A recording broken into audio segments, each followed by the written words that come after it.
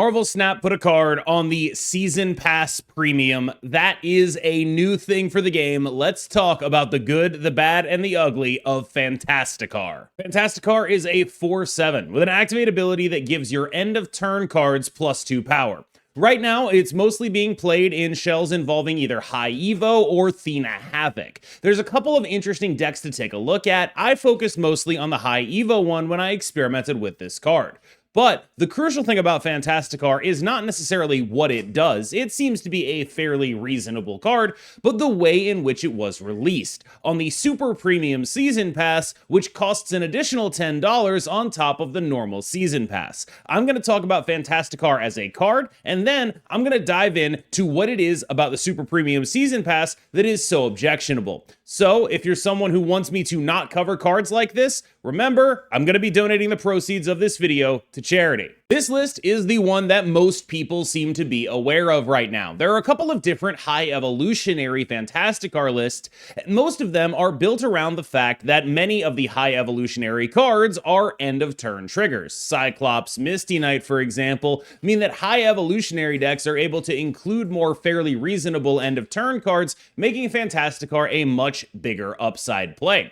In addition, the top end being Hulk or Red Hulk, depending on how you want it to work, means that even your biggest guys are seeing benefits from Fantasticar. Hydra Bob is another card that you're going to see a decent amount of in Fantasticar lists. A 1/4 with the ability to become a 1/6 after Fantasticar, and a card that isn't in this list, Makari, is another card that might be an interesting addition to future Fantasticar decks. But before we get into everything about this list, this video is brought to you by Fist Out, a fantasy RPG with a beautiful cel-shaded aesthetic, offering a ton to anyone who wants to win with intelligence and cleverness. Fist Out's main claim to fame is live balancing, and that should be something familiar to many of my viewers. Cards are adjusted in real time, and strategies are adjusted in real time to prevent anything from getting too drastically out of hand and dominating the meta for an extended period of time.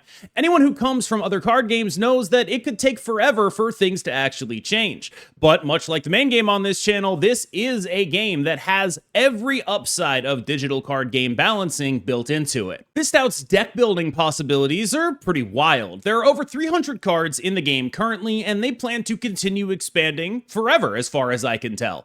There are a lot of different combinations possible already. You mix and match spells and minions and cards from the different races that you have access to in the game. This provides a level of deck building depth that is genuinely very impressive. Fist Out offers both PvE and PvP gameplay, which allows you to sort of customize your experience to whatever it is that you want to be doing. You can download Fist Out through the QR code on screen, and remember, if you do so, you will get that $20 starter pack for free. Thank you so much for watching, and I really wanted to say thank you to everyone who was happy for me last time Fist Out sponsored me, and I'm incredibly grateful to them for sponsoring this video again. Thank you, and thank you. And welcome back. This list is built around the synergies between a couple of different packages. First of all, Marvel Boy is an end of turn card, meaning it goes well with Fantasticar.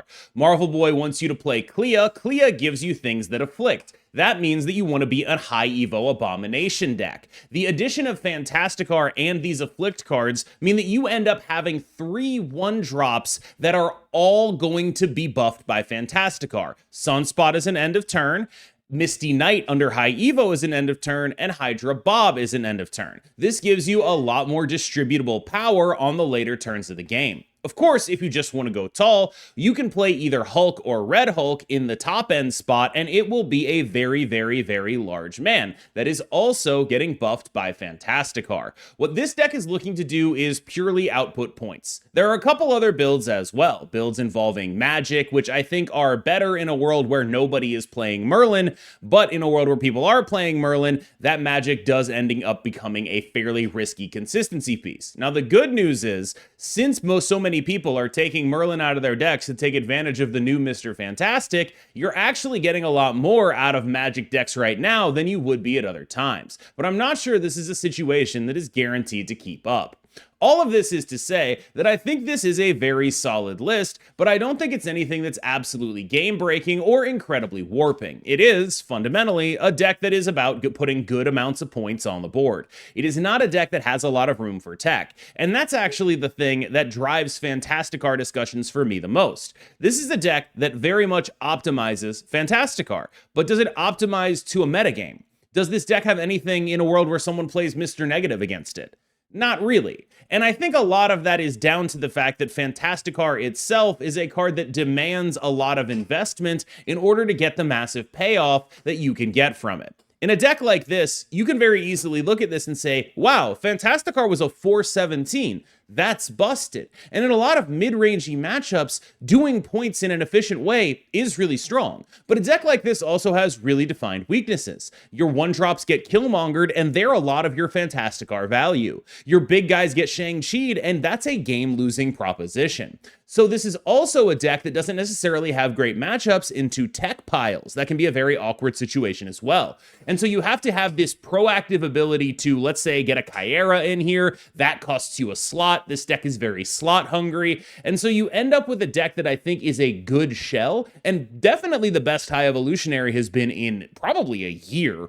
But still a deck that has a limited amount of space because of the nature of what Fantasticar is asking you to do. When you build to optimize your point output, that almost necessarily comes at the cost of being able to interact with decks that can go over the top of you. That's just how Marvel Snap works, thanks to the 12-card limit. A slightly more experimental build of Fantasticar is coming up that looks a little bit like this. I've really enjoyed how this tends to look, because it has a small ball Fantasticar, and most importantly, it has Hope Summers to make sure that you are able to have the energy to do powerful things despite the fact that you end up with a relatively lower power deck. You still have notable interaction.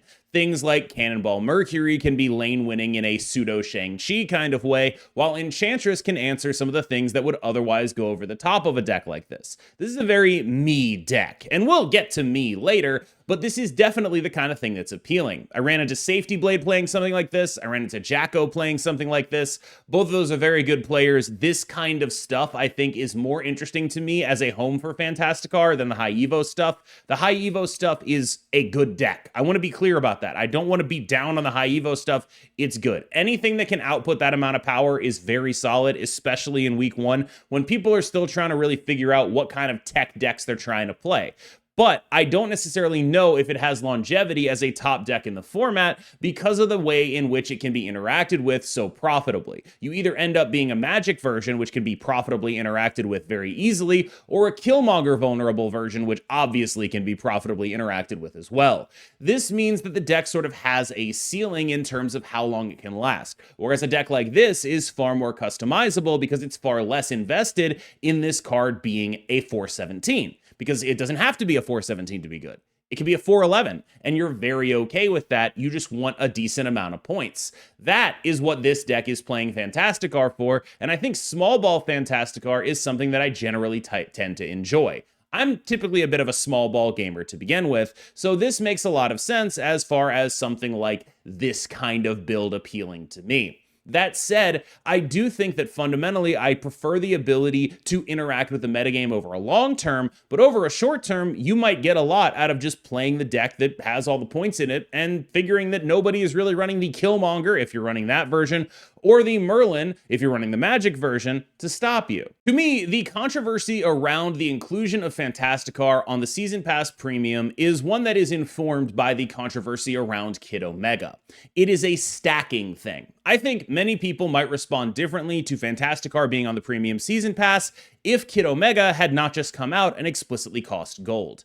I think what people are noticing and properly reacting to in some ways is that there are more ways of cards being released that don't involve tokens. Tokens were sold to us as the currency to go get cards. You have tokens, you get cards. This is no longer true. It's very clear. This one costs $10, Kid Omega cost gold. There are cards coming out that are not purchasable with tokens when they immediately release. They are purchasable through other means.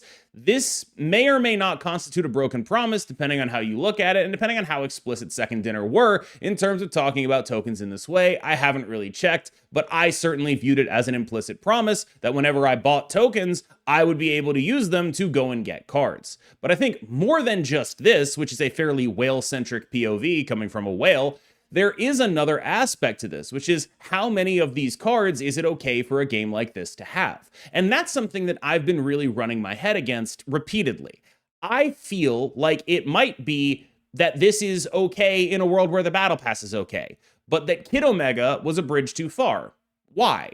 Why do I feel that way? Is it really just that if a deal is good enough, I'm okay with it, even if the fundamental underpinnings of it are not? One of the things that I keep running up against is a lot of people who are very vocally against this are very vocally okay with the normal battle pass. And similarly, I'm running into people who were very vocally against Kid Omega and are very okay with this. And I guess what I'm trying to figure out is where you're actually supposed to draw that line. I've been thinking about this for months, and I really can't figure out what it's supposed to be. I don't know where the line is. It's either, I think, if you really interrogate it, it's either all of this is okay or none of it is, but that seems like a very absolutist way to approach this stuff. My instinct is I enjoyed donating to charity last time, so I'm going to donate to charity again this time. I think it was a good thing to do, and it made me happy in a time when not a lot of things were actually making me happy. On that subject, I do want to talk to y'all about something I said 2 months ago, which was I'm going to try to be more of a content streamer and less of a super try-hard salty boy. Yesterday, I had one of the worst streams of my entire life. I came into Infinite incredibly low ranked for reasons that seem outside of my control and frankly might even be a bug. We don't actually know. I allowed that to tilt me even further and played some of the worst Marvel Snap I've ever played. I am embarrassed of how I acted. I am embarrassed of the person that I am. And so I'm doing a couple of things to try to change all of that.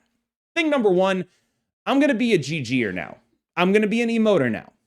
And every time I'm not, I'm going to have to do curls. That's my plan. If I end up salting off, I have to work out. At least that way, something good comes out of it. That's the rule. That's what I'm going to approach this as. I am going to try even further to not let a rank define me. I realize it's hard. I said I was going to do this 2 months ago, and then I hit rank 1, and I finished top 10, and I'm like, oh my god, my ranks do define me, and when they're good, and now they're bad, and I really don't want them to define me. I think the larger lesson here is that they shouldn't have been defining me in the first place. And so with that in mind, I'm going to be trying more decks. I'm going to be trying to do that budget day that we talked about. I'm going to be trying to be a more open and inviting presence in Twitch. I realize on YouTube, this might be reading as gibberish to a lot of you because you might not watch my stream, but I tend to salt off. I tend to get tilted. I tend to salt off. I tend to get mad. And a lot of that comes from me not really understanding or not valuing myself enough and allowing these external things to determine my self-worth, allowing my panic at losing ranks, feeling like I've lost credibility and things of that nature to negatively impact how I interact with people. And I want to work on that. So with all of that in mind, I'm going to be looking for a mental health charity to donate to, I think, for this month's video. With that said, we're going to jump from here into some gameplay. I've been KMBest, you've been phenomenal, and nothing can change that. I hope you enjoy. What we'll be doing. So there'll be plenty of that.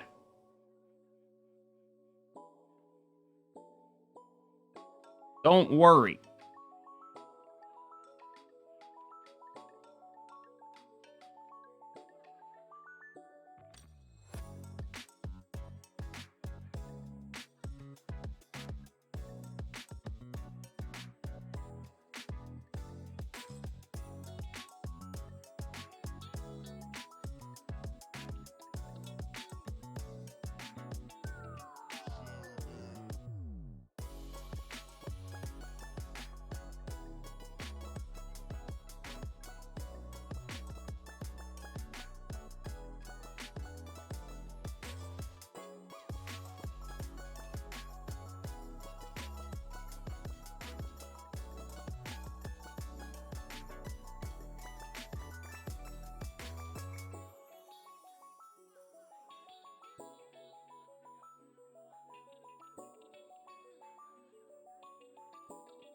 I'm hoping to hit a Clea here.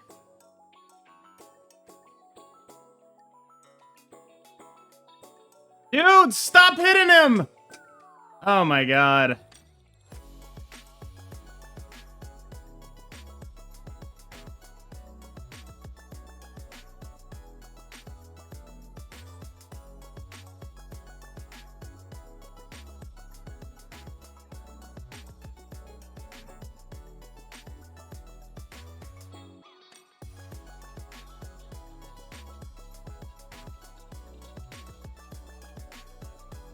Oh my god, dude.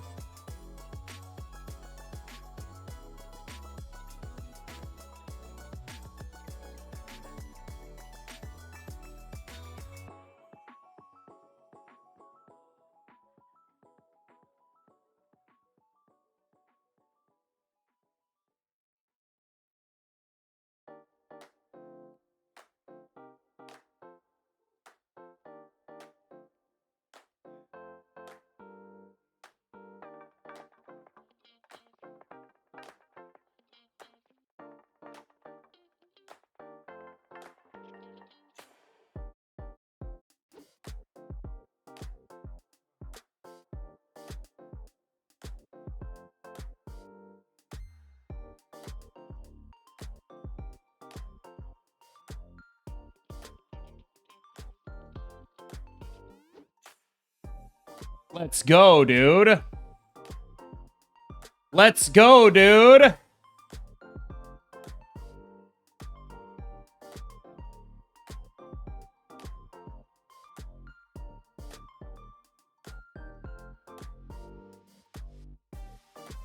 Yeah. Biggest friggin' Clea, actually. Clea actually just won us that game.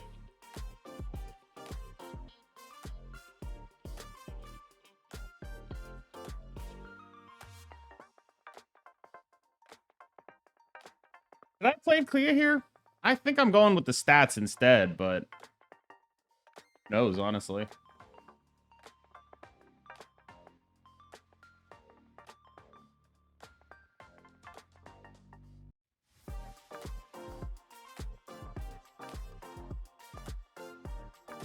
Yo, a Marvel Boy would be a pretty crazy rip.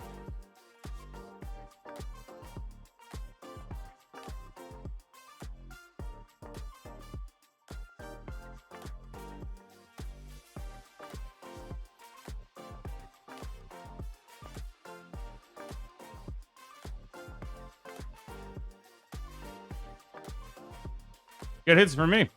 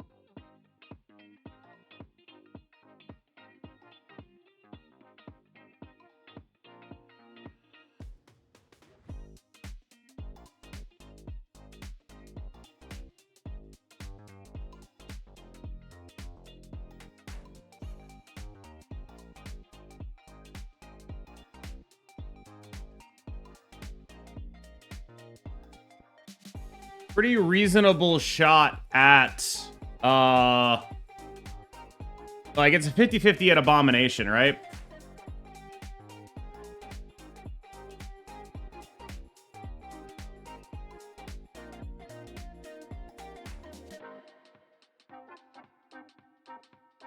Zero cost Flames of the Faultine is very funny.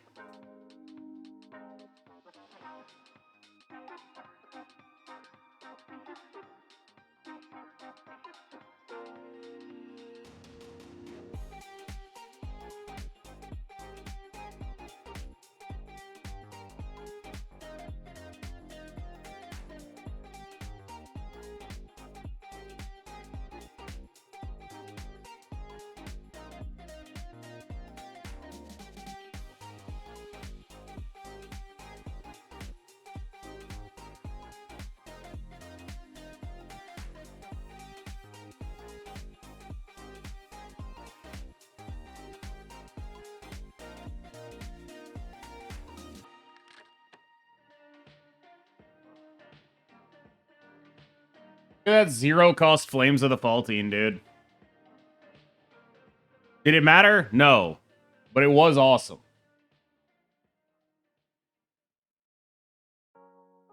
Zero cost the Saltines. Ace. Deal buffs, dude.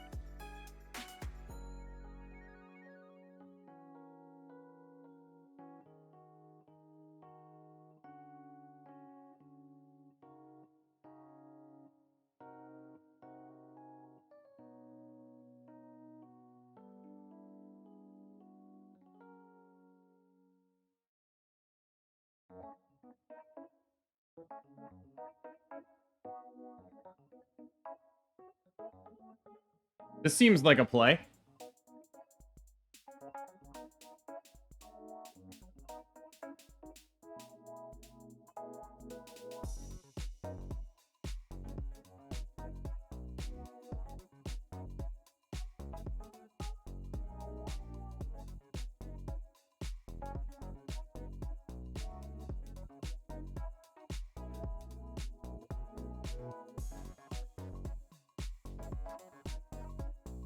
No one expects the massive saltines.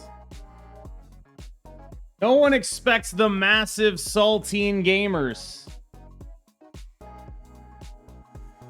Oh, we saltining. Oh, we saltining. One's in your Invisible Woman, but it still feels a little odd to do that.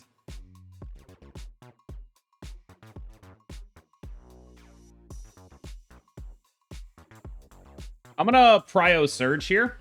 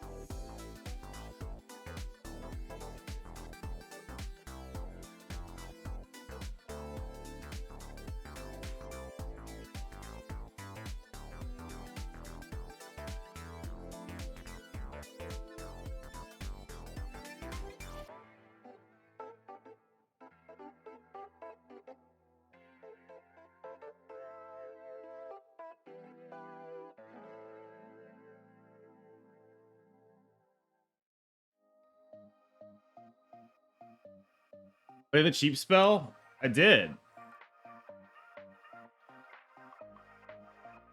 I think the real question is it better to play all of these guys instead of A-Bomb? I don't know. My instinct is I'm supposed to max out my power. I'm supposed to max out my power here, I think.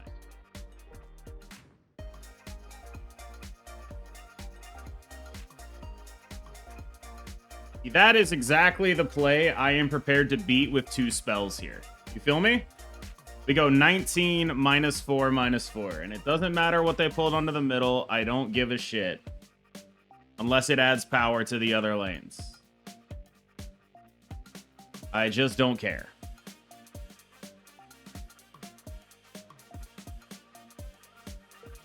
Look at that.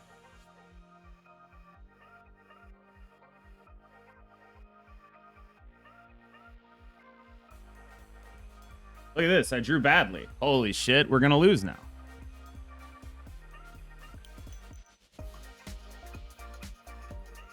When against Cerebral like 5 seconds ago? Yeah, but not when he had good stuff.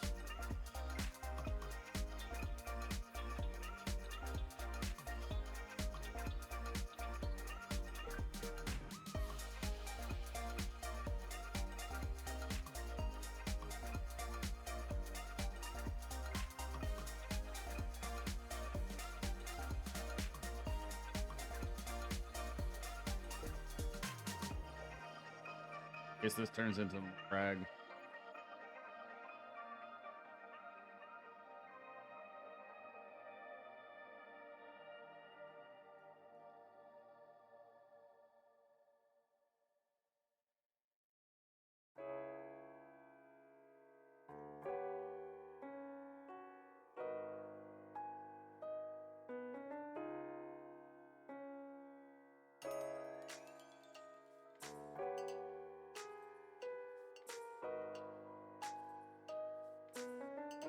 Fair enough.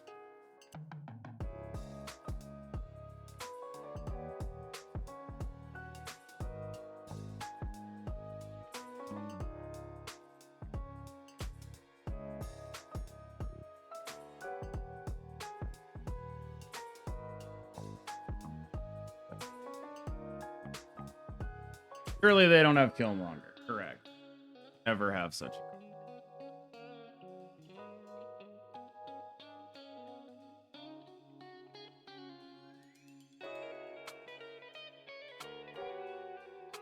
Honestly, if they did have Killmonger, I'd actually be pretty surprised if they went in.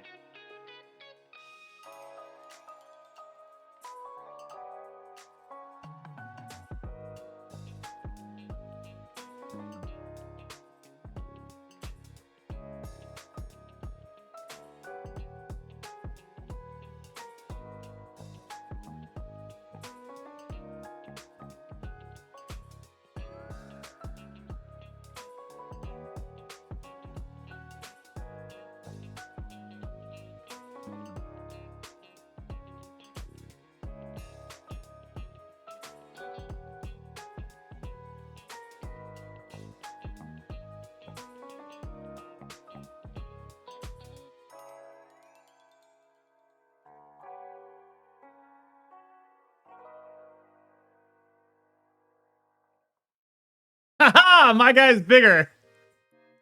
Haha. We did it. We did it, Reddit.